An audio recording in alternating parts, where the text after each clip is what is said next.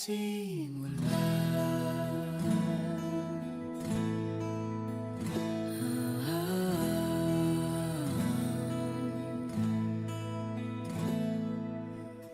Ito na ating unang pahina, ang hakbang sa Nagkakilala kami with my sister sa FB.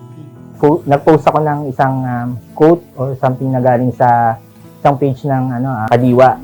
And then, nag-comment doon yung kapatid niya, si Sol. And then, Actually, ayun.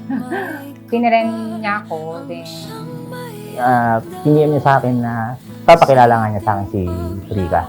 so doon nag-start yung story.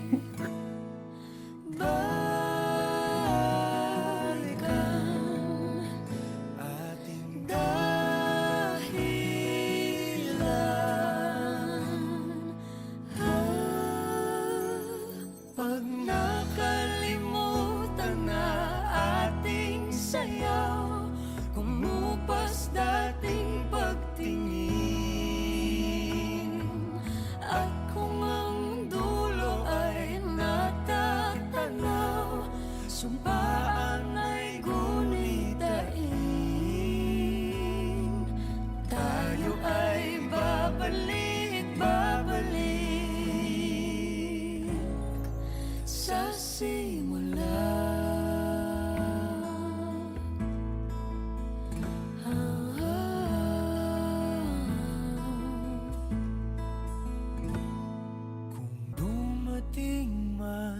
Kung dumating Maraming mga pagsubok na dumating. Dumating din yung isipin mo kung tatagal ba talaga, pero dahil sa hawak ka sa panata, ayun. Ito kami. Kakal na.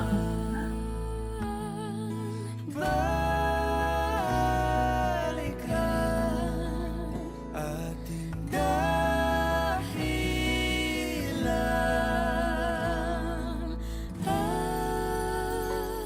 pag nakalimutan na ating sayaw.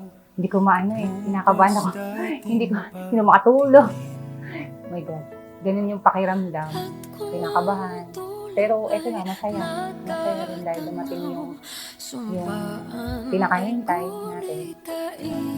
Pag-isang libo. Yan. Pagbubuko rin tayo. Ito na, may pinakihintay natin. So, ano ko lang is magsama tayong dalawa na sana maging matagumpay natin sa kasama. Kung ano man pwede natin pagkaan sa buhay, pagpanata lang natin palagi. Dumating na yung matagal natin pinapangarap at pinagpapanata sa ating Panginoon Diyos na ito, nakasal tayo sa harap niya. Mag-stay ka lang kung ano ka, magsaga ka pa, maging pasensyoso. Hingin ko lang na pagmamahalan natin is lalo maging matatag. Ang pangako ko sa iyo is hindi ako titigil na mahalin ka at patuloy kang alagaan, palagi kitang tutulungan sa anumang mga bagay na gagawin mo at mahal na mahal kita, Ikay. Mamahalin kita, kaalagaan, paano na magkakilala tayong dalawa hanggang sa magsama tayo, at magkaroon tayo ng pamilya. Ngayon, mamahalin kita. I love you, Trek ko.